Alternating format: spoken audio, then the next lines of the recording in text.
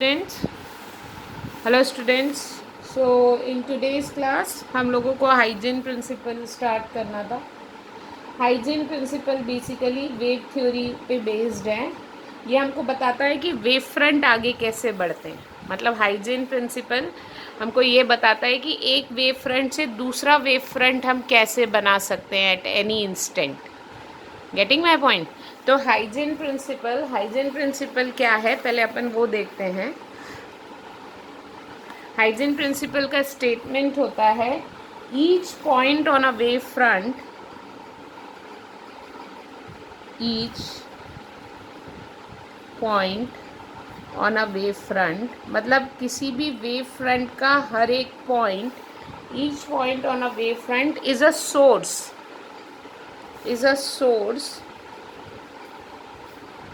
Of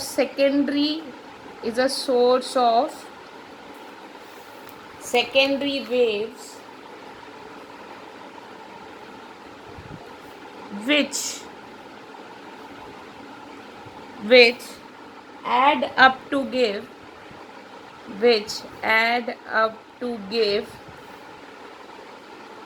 a wavefront at any later point, to give a wavefront at any later time। Basically क्या होता है, each point on a wave front, इसने hygiene principal का ये statement है, ये कह रहा है कि हर वेव फ्रंट का हर पॉइंट एक सेकेंडरी डिस्टरबेंस के सोर्स की तरह बिहेव करता है, और यदि हम उन सबको ऐड कर दें तो हमें अगला वेव फ्रंट मिलता है। जैसे पहली चीज़ मैं आप लोग को यहाँ बना के भी बताऊँगी। यहाँ पे इस principle based on some assumption, यहाँ पे हम कुछ अजम्पशन करते हैं, जैसे कि वेव फ्रंट का हर पॉइंट एक सोर्स की तरह बिहेव करता है, पहली चीज़। और ये जो सेकेंडरी वेव है, मतलब ये जो डिस्टरबेंस है, ये सब डायरेक्शन में बढ़ता है with the speed of light. Okay, is given by the forward envelope. जैसे अभी मैं आप लोग को बताती हूँ एग्जाम्पल के थ्रू। जैसे मान लीजिए आपके पास एक वेव फ्रंट है, this is a wave front A B, है ना। हाइजीन कंस्ट्रक्शन कैसे वो इस वेव फ्रंट से अगला वेव फ्रंट ड्रॉ करेगा। ये एक वेव फ्रंट है, मतलब यहाँ पे ये सारे पार्टिकल सेम फेज में हैं, मतलब ये सारे पार्टिकल ऊपर की तरफ हैं, तो ये सारे पार्टिकल एक ही तरह है। अब इस वेव फ्रंट का हर एक पॉइंट एक सोर्स की तरह बिहेव करता है। सोर्स मतलब, जैसे मैंने आपको सिंपल सी एक बात बताई है, इसको ऐसे समझते हैं। जैसे यहाँ पे मैंने पत्थर डाला, इसने अपने आजू बाजू के सारे पॉइंट्स को हिला दिया। अब ये जो पॉइंट है, ये अपने आजू बाजू के सारे पॉइंट्स को हिलाएगा। उसी तरीके से ये जो पॉइंट है वो अपने आजू बाजू के सारे पॉइंट्स को हिलाएगा। तो बेसिकली जो पॉइंट टच होता है, जैसे कि फिर से मैं बता रही हूँ, यहाँ पे आपने पत्थर डाला, इसने अपने आजू बाजू के सारी चीज़ों को डिस्टर्ब कर दिया, वो हिला, उसने आजू बाजू के उससे अटैच जितने भी पार्टिकल थे सबको हिला दिया। अब वो जो सारे पार्टिकल हिले हैं, वो उनसे अटैच सारे पार्टिकल को चारों तरफ हिलाएगा। फिर वो पार्टिकल हैं वो अपने चारों तरफ के पार्टिकल्स को डिस्टर्ब करेंगे। तो इस तरीके से ये डिस्टर्बेंस एक जगह से दूसरी जगह बढ़ता है। मैं कह रही हूँ किसी सोर्स के कारण, मान लीजिए यहाँ से लाइट आई थी, ये लाइट इन सारे पार्टिकल्स को एक फेज में डिस्टर्ब किया, एक ही टाइम पे ये सारे पार्टिकल डिस्टर्ब हुए। Getting my point. अब ये जो पार्टिकल है ये अपने चारों तरफ के पार्टिकल को डिस्टर्ब करेगा। Getting my point. तो मान लीजिए इसने अपने ये चारों तरफ के पार्टिकल को डिस्टर्ब कर दिया। This particle disturb is T time पे, 2 सेकेंड में इसने ये सारे पार्टिकल्स को डिस्टर्ब किया। ये जो रेडियस है आपकी, this radius is same. 2 second में डिस्टर्बेंस इस पार्टिकल से इस पार्टिकल पे पहुंचा, इस पार्टिकल पे भी पहुंचा, इस पार्टिकल पे भी पहुंचा। समझ में आया। अब ये पार्टिकल भी उसी टाइम डिस्टर्ब हुआ था जिस टाइम ये पार्टिकल डिस्टर्ब हुआ था। यस और नो। तो ये भी 2 सेकेंड के अंदर अपने आजू बाजू के इसी रेडियस के पार्टिकल्स को डिस्टर्ब करेगा जितना इसने किया था। आ रही है बात समझ में? मतलब ये यहाँ से आया डिस्टर्बेंस, तो ये एक वेव फ्रंट है, मतलब इन सारे पार्टिकल्स पे डिस्टर्बेंस एक ही टाइम पे आया था। अब यदि इन सारे पार्टिकल्स पे डिस्टर्बेंस एक ही टाइम पे आया था तो ये अपने चारों तरफ के पार्टिकल को डिस्टर्ब करेगा, फिर ये अपने चारों तरफ के पार्टिकल को डिस्टर्ब करेंगे। तो बेसिकली ये हिला तो इसने अपने आजू बाजू के पार्टिकल्स को हिलाया। 2 सेकेंड में ये डिस्टर्बेंस यहाँ से यहाँ पहुँचा था, तो इसका भी डिस्टर्बेंस इसी रेडियस का सर्कल बनेगा, इसका भी डिस्टर्बेंस इसी रेडियस का सर्कल बनेगा, इसका भी डिस्टर्बेंस। तो ये 2 सेकेंड में ए बी वेव फ्रंट के पार्टिकल्स ने अपने चारों तरफ के ऐसे पार्टिकल को, each point on a wave front, this each point A B C D E F, this each point on the wave front behave as a source. अब ये खुद डिस्टर्ब हुए, ये सोर्स की तरह बिहेव करने लग गए, इन्होंने अपने चारों तरफ के पार्टिकल को डिस्टर्ब किया, सेकेंडरी वेव्स। और ये जो सेकेंडरी वेव्स बनी है ये सेकेंडरी वेव्स क्यों बनी? क्योंकि ये पार्टिकल डिस्टर्ब हुए थे। यदि मैं इन सेकेंडरी वेव्स को ऐड कर दूं, इन पे मैं क्या बना दूं? टेंजेंट बना दूं, तो ये मुझे देंगे वेव फ्रंट। अगला मतलब 2 सेकेंड में डिस्टर्बेंस यहाँ से यहाँ पहुँचा है, यहाँ से यहाँ, यहाँ से यहाँ, यहाँ से यहाँ, यहाँ से यहाँ, यहाँ से यहाँ, तो मुझे नया वेव फ्रंट मिला C D. Getting my point? आप बोलोगे मैडम पीछे भी ऐड कर लो। पीछे यदि मैं ऐड करती हूँ तो हमको यहाँ पे एक नया वेव फ्रंट ई एफ।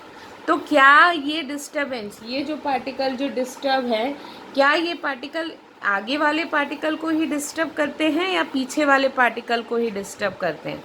तो हमेशा याद रखो, ये डिस्टर्बेंस हमेशा आगे की तरफ बढ़ता है। कहाँ बढ़ता है? आगे की तरफ बढ़ता है। Getting my point? ओके, कभी भी डिस्टर्बेंस पीछे की तरफ नहीं आते हैं। No backward wave front is possible.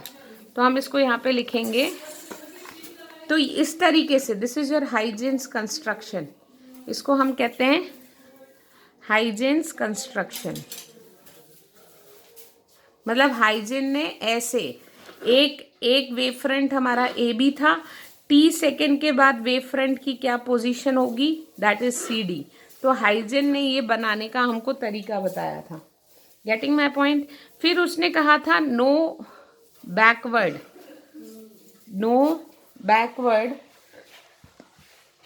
wave front is possible.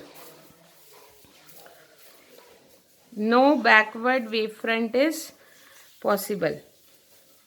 No backward मतलब डिस्टर्बेंस यहाँ से आगे ही जाएगा, पीछे नहीं आएगा। ऐसा क्यों होता है? No backward flow of energy, क्यों ऐसा नहीं होता है? क्यों हमेशा डिस्टर्बेंस एक जगह से दूसरी जगह आगे बढ़ता है? क्योंकि मैं आपको बता रही हूँ एम्पलीट्यूड ऑफ सेकेंडरी वेवलेट्स, इसको याद रखो। एम्पलीट्यूड मतलब कितनी शिद्दत से वो अपने आजू बाजू के 4 पार्टिकल को डिस्टर्ब करेगा। एम्पलीट्यूड ऑफ, कितनी ताकत है उसके पास सेकेंडरी वेवलेट अपने आजू बाजू के पार्टिकल को हिलाने की, is proportional to 1 plus cos theta, is proportional to 1 plus cos theta. Theta क्या है वहाँ पे? Theta is the angle between theta is the angle between ray and at point and the direction of secondary wavelet and direction of secondary wavelets and the direction of secondary wavelets। अब जैसे मान लीजिए मैं आपको बताती हूँ, क्यों wave front पीछे की तरफ नहीं आते, आगे की तरफ ही जाते हैं। जैसे मान लीजिए ये आपका वेव फ्रंट है, if this is your wave front, if this is your wave front, if this is your wave front, तो यहाँ पे रेज कैसी जाएंगी, इस पे परपेंडिकुलर, और है ना, ऑब्वियसली ये रेज ऐसी परपेंडिकुलर जाएंगी, ये रेज हैं, ये इस पे परपेंडिकुलर है। अब मैं बोल रही हूँ theta is the angle between, theta is the angle between ray and the direction of secondary wavelet.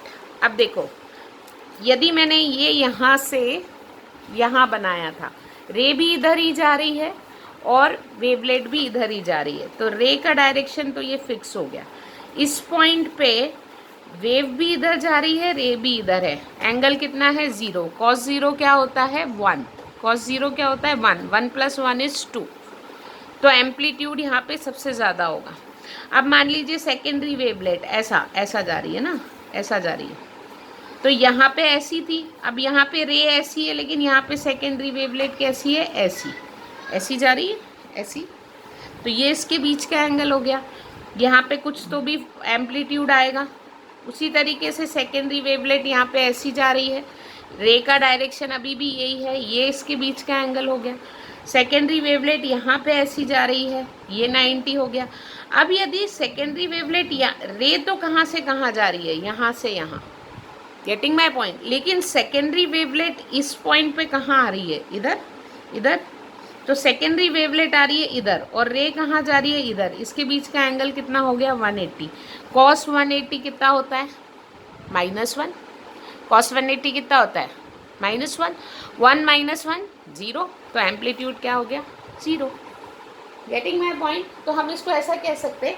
अब उसी तरीके से मैम आपने बोला जैसे ये यहाँ पे है, इसके बीच का एंगल मान लीजिए 30 है, इसकी कुछ वैल्यू है, तो इसका ऑपोजिट भी होगा, यहाँ पे होगा, ये इसको कैंसिल कर देगा, इसका ऑपोजिट यहाँ होगा, ये इसको कैंसिल कर देगा, इसका ऑपोजिट यहाँ होगा, ये इसको कैंसिल कर देगा, इसका ऑपोजिट यहाँ होगा, ये इसको कैंसिल कर देगा, सिर्फ बचेगा ये वाला। क्यों? क्योंकि इसका ऑपोजिट इसको कैंसिल नहीं कर रहा, इसलिए ये डिस्टर्बेंस यहाँ से यहाँ जाएगा, यहाँ से यहाँ नहीं आता, इसलिए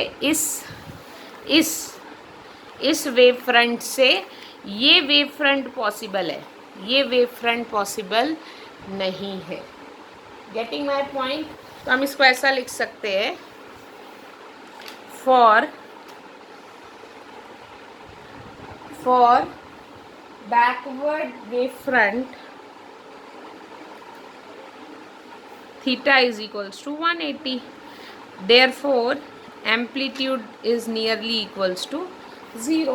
एम्पलीट्यूड क्या हो गया, सेकेंडरी वेवलेट इज 0, ठीक है, तो इसलिए यहाँ पे backward flow possible, so backward flow can not exist, backward flow exist नहीं करता, can not exist. Getting my point, तो हाइजीन प्रिंसिपल में हमको क्या बताया, हाइजीन प्रिंसिपल में उसने हमको एक वेव फ्रंट से दूसरा वेव फ्रंट ड्रॉ करना बताया, उसके अजम्पशंस थे, ये हाइजीन प्रिंसिपल है, ये हाइजीन कंस्ट्रक्शन है, एक्सप्लेन करने के लिए आया, तो ये जो मैंने डायग्राम में बताया यही आपको वर्ड्स में लिख के बताना पड़ेगा। उसी तरीके से why no backward wave front is possible, ये आपको बताना पड़ेगा कि क्यों बैकवर्ड वेव फ्रंट पॉसिबल नहीं होता है। तो बेसिकली कल की और आज की क्लास में हमने वेव फ्रंट्स क्या होते हैं ये समझा था। बार बार याद रखिए, वेव फ्रंट वो डायग्राम है, वो फिगर है जो ये बताता है कि उस पे बेस्ड सारे पॉइंट सेम फेस में डिस्टर्ब हो रहे हैं। अगर वेव फ्रंट जितने एक वेव फ्रंट के सारे पॉइंट्स सेम फेज में डिस्टर्ब होते हैं, एक पॉइंट जितना ऊपर गया है दूसरा भी उतना ही ऊपर डिस्प्लेस होगा, that you called as wave front. Rays क्या होते हैं, रेज और वेव फ्रंट एक दूसरे पे परपेंडिकुलर होते हैं। फिर हाइजीन प्रिंसिपल ने हमको क्या समझाया, हाइजीन प्रिंसिपल ने हमको बताया कि एक वेव फ्रंट से दूसरा वेव फ्रंट हम कैसे बना सकते हैं, गेटिंग माई पॉइंट। फिर हमने देखा no wave front is, no backward wave front is possible. अब बिकॉज अब हम लोगों को पता चल गया है कि light behave as waves. Light किसकी तरह बिहेव कर रही है?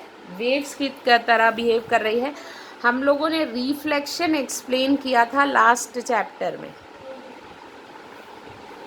हम लोगों ने लास्ट चैप्टर में रिफ्लेक्शन एक्सप्लेन किया था थ्रू रेज।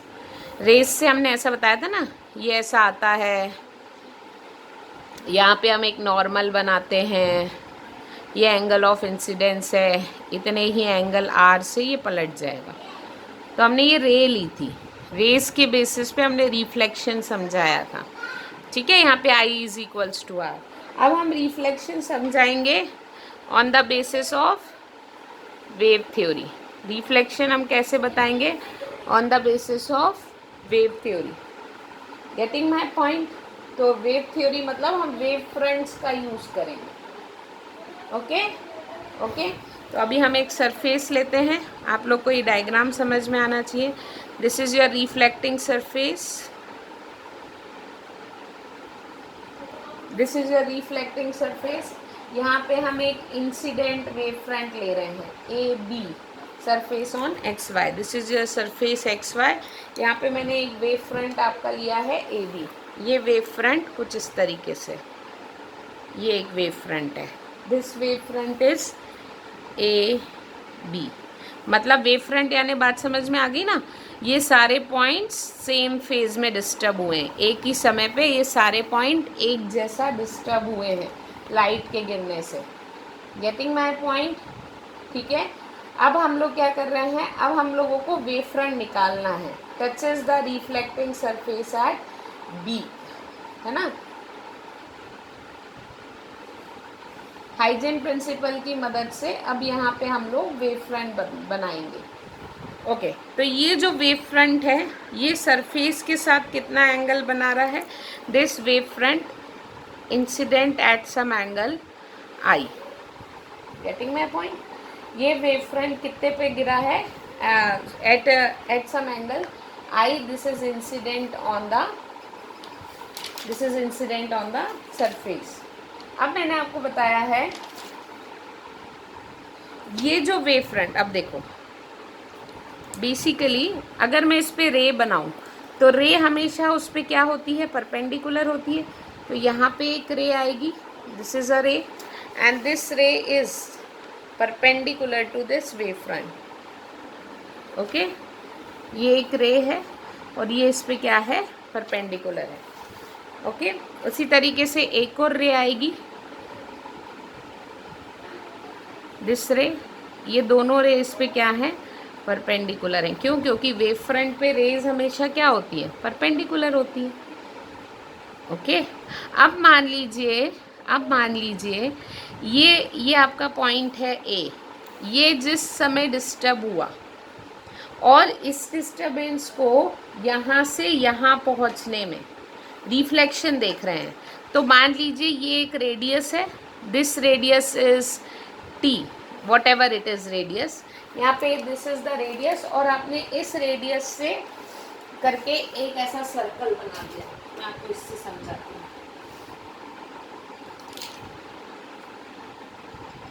तो ये डिस्टेंस कितनी होगी? हम टी टाइम के बाद हम देख रहे हैं कि इस पॉइंट का डिस्टर्बेंस, इस पॉइंट ए, इसको नहीं देते हैं, इस पॉइंट ए का डिस्टर्बेंस आफ्टर टाइम टी कहाँ पहुँचेगा? तो मैं बोल रही हूँ इस पॉइंट का डिस्टर्बेंस, क्योंकि डिस्टर्बेंस किस स्पीड से आगे बढ़ता है? स्पीड ऑफ लाइट से। Getting my point? तो ये हो गया सी। मेरे को कितने टाइम बाद चाहिए? टी सेकेंड बाद। तो कितना डिस्टेंस ट्रैवल करेगा? Distance is equals to speed into time, तो सी टी। तो ए से लेकर ये पॉइंट सी तक का डिस्टेंस मैं मान रही हूँ सी टी। कितना? C T.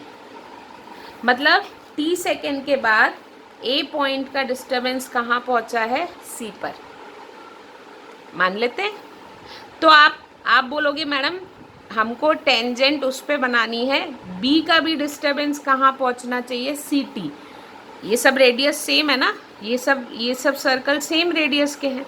फिर हमने उस पे टेंजेंट बनाई थी, तो ए पे सी टी डिस्टेंस यहाँ पहुँचा इसका disturbance, this is the arc. इसको सेंटर मान के हमने सी टी का ऐसा एक सर्कल बना लिया। Getting my point? मेरे पास अभी एक्चुअली वो नहीं है कंपास, नहीं तो मैं आपको बताती। जैसे मान लीजिए यहाँ से लेकर यहाँ तक ये आपका ये है, आपने ऐसा एक सर्कल बना लिया इस रेडियस का, दिस इज़ योर रेडियस, और ये हमने ऐसा एक सर्कल ड्रॉ कर लिया। इस टाइप का कुछ आपका ये सर्कल बनेगा। ये आपने इस पॉइंट से बनाया है, तो बोलोगे मैम इस पॉइंट से भी इतना ही रेडियस का सर्कल बनाइए, यस और नो? तो जैसे मान लीजिए ये सी टी है, मैंने इसका यहाँ से बनाया, तो मैं बी पॉइंट से भी इसी डिस्टर्बेंस का एक सर्कल बनाती हूँ। तो ये सर्कल कुछ इस टाइप से बनेगा, कुछ इस टाइप से। देखो मैं बनाती हूँ, नियरली ऐसा कुछ बनेगा,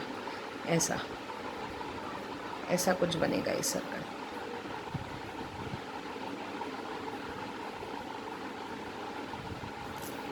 ऐसा कुछ हेमिस्फीयर बनेगा आपका, ऐसा। Getting my point?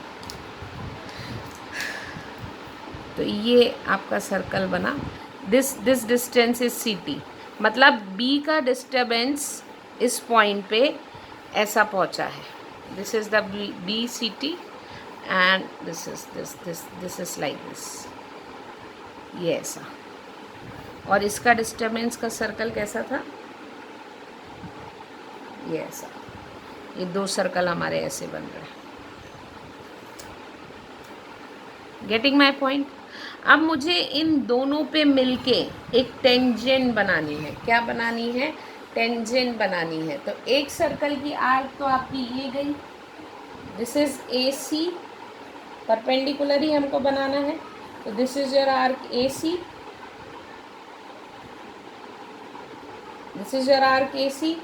अब मैं इसकी यहाँ पे बना लेती हूँ, तो मुझे यहाँ पे ये आर्क ऐसी मिल रही है, ये सी टी डिस्टेंस की आर्क यहाँ मिल रही है।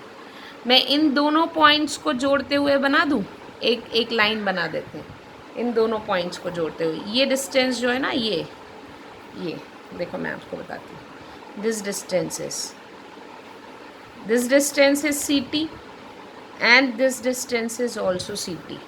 ए का डिस्टर्बेंस यहाँ पे पहुँचा देते टाइम में उतने ही टाइम में बी का डिस्टर्बेंस यहाँ से यहाँ पहुँच गया सी टी टाइम में। और हम यही वाला क्यों ले रहे हैं, ये वाला क्यों नहीं ले रहे? क्योंकि मैंने अब भी आपको बताया, no backward flow is allowed, only आगे ही जाता है वेव फ्रंट। तो यदि इसके परपेंडिकुलर ऐसे जा रहा है डिस्टर्बेंस, तो यहाँ से रिफ्लेक्शन हो रहा है उतने ही डिस्टेंस में। This distance is C T, this distance is also C T. B का डिस्टर्बेंस पहुँचा डी पॉइंट तक और ए का डिस्टर्बेंस पहुँचा सी पॉइंट तक।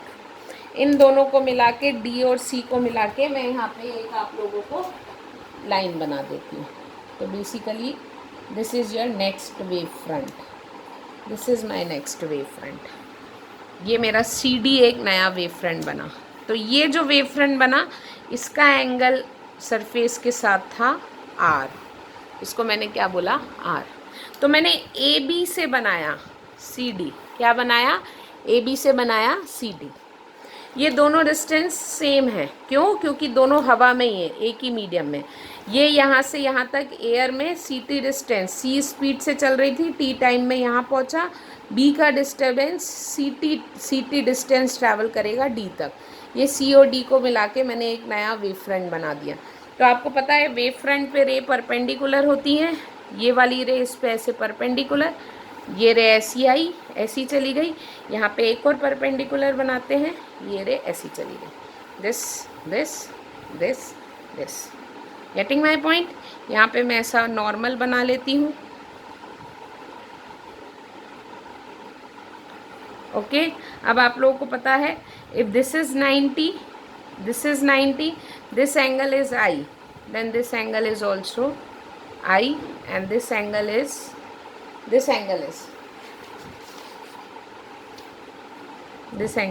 R, क्यों? क्योंकि ये 90 है, ये 90 है, ये आर है तो ये भी आर है।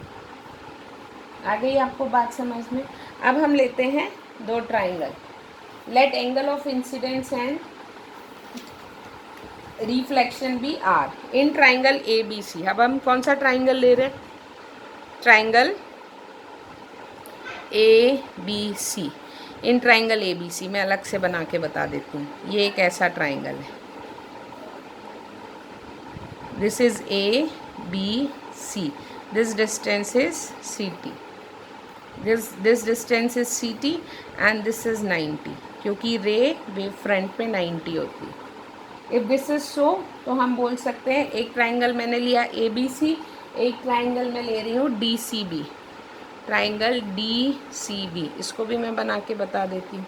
ये ट्राइंगल है ऐसा डी सी बी, ये जो है दिस इज 90। तो आप लोगों को पता है B C common, B C दोनों में क्या है? कॉमन है। And angle B A C, angle B A C is equals to angle C D B is equals to 90 degree. ये साइड इक्वल है, ये एंगल इक्वल है, और ए सी ये सी टी है, ये भी सी टी है। हमने कंस्ट्रक्शन बनाया था, डिस्टर्बेंस यहाँ से यहाँ पहुँचा था और यहाँ से यहाँ पहुँचा था। तो A C is equals to B D is equals to C T. Getting my point? इसका मतलब triangle A B C is congruent to triangle D C B. A C B D C B के क्या है? Congruent है। और अगर ये दोनों ट्राइंगल कॉन्ग्रुएंट हैं तो ये एंगल और ये एंगल भी आपस में क्या होगा? इक्वल होगा। Angle A B C is equals to angle B C D, मतलब I is equals to R. I और आर आपस में क्या रहेंगे? इक्वल रहेंगे। तो ये हमारा प्रूफ होता है लॉ ऑफ रिफ्लेक्शन, प्रूफ्ड।